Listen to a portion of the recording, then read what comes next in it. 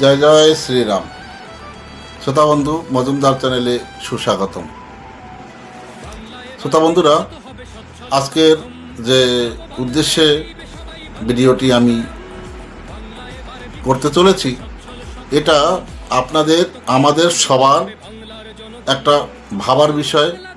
লাভ করার শেষ সুযোগ হয়তো এটুকু ভাবতে হবে, যেহেতু পশ্চিমবাংলার ভবিষ্যৎ আপনার একটা ভোটের মাধ্যমেই হবে। আমাদের মাথায় রাখতে হবে যে আমরা যে ভোটটি দেব সেটা কাকে দিচ্ছি, কেন দিচ্ছি, কি উদ্দেশ্য। অনেকে রাগ হতে পারেন যে ডিলিট হয়ে গেছে, ঘরের সবারই নাম আছে, একজনের ডিলিট হয়ে গেছে, হয়তো মনোভাব যে বলে বিজেপি সরকার এটা করছে, এটা মোটেও কিন্তু না। এটা সরাসরিভাবে মানে কেন্দ্র থেকে পুরো দেশের জন্য ময়লা আবর্জনা যেটা আছে, ঘুষব্যাট, বাংলাদেশি, রোহিঙ্গা, মুসলমান যারা রয়েছেন, এটা মানে ছাঁকনি বলতে গেলে পরে এটা ফিল্টার হয়ে যাবে, পুরো ছেঁকে আলাদা হয়ে যাবে। এটা একটা পদ্ধতি, এছাড়া কোনো উপায় নেই। হিন্দুদের, এই দেশীয় যারা হিন্দু রয়েছেন তাদের অলরেডি তো কাগজপত্র রয়েছে।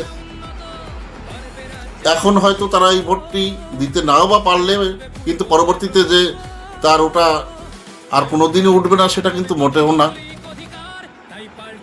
আর যারা বাংলাদেশি শরণার্থী হিসাবে আমাদের ভারতবর্ষে এখানে বসবাস করতেছে, তাদের জন্য তো আর কোনো কথাই নেই, সিএর মাধ্যমে নাম তুলতে পারবেন।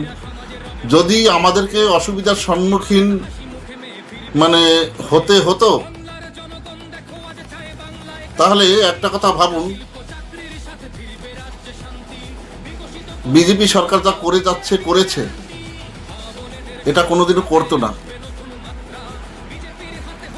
যাতে আমরা অসুবিধার সম্মুখীন কখনো না পড়ি, পরবর্তীতে কোনো দিন এই দেশে থাকতে গেলে পরে যেটুকু আমাদের পাওয়ার অধিকার সেটুকু দিয়ে যাচ্ছে।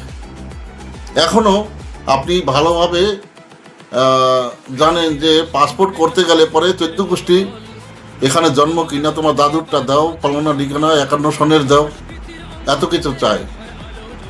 এটা ভালোভাবেই আপনাদের জানা আছে।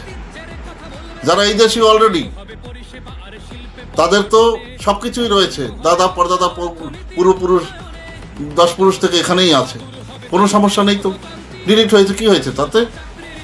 তাদের কোনো ভয় নেই। বাংলাদেশি উদ্বাস্তু যারা শরণার্থী আছেন তাদের জন্য সিএ আছে, তাহলে হিন্দুদের কোনো ভয় নেই।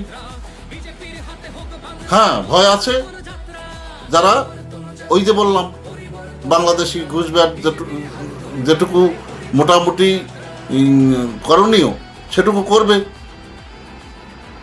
এইভাবে ছাড়া তো কোনো মানে শেখার কোনো পদ্ধতি কিছু নেই। এইভাবেই শেখনির মতো সব শেখে ফেলবে। তো যাই হোক, এইটুকুই আমি বলতে চাই যে কেউ রাগ হবেন না, রাগ হয়ে বসে থাকবেন না, ভোট দিতে যাবেন। আর যারা এই দেশীয় মুসলমান ভাইয়েরা আছেন, তাদেরও 14 পুরুষ এখানেই থাকে, তাদের জন্য তো কোনো চিন্তাই নেই। তারা কখনো এইটা ভাববেন না যে মুসলমান বিরোধী আমি কোনো বয়ান দিচ্ছি, মোটেও না। যারা বাংলাদেশি মুসলমান আছেন, এই দেশে অবৈধভাবে থাকেন, তাদের জন্যই কিন্তু এইটা করেছে যে এসআইআর কেন হচ্ছে, এনপিআর কেন হবে, এনআরসি কেন হবে। ধর্মের ভিত্তিতেই তো দেশটা ভাগ হয়েছিল। এখানে তো আর ধর্মশালা না যে মানে যে কেউ আসলে পরেই তাকে শরণ দেবে। আমরা কোথায় যাব পরবর্তীতে? এটা তো ভাবতে হবে। ধর্ম ত্যাগ করলে ওই বাংলাদেশেই থাকতাম, তাহলে এই দেশে আসার মানেটা কোথায়? তো এইটুকু ভেবে চিনতে সনাতন ধর্মকে বাঁচানোর জন্য আমরা এই দেশে এসেছি। মাথায় রেখে আমরা সবাই এক হয়ে ভোট দেব চিন্তা ভাবনা করি। যাই হোক, ভালো থাকবেন। জয় শ্রীরাম।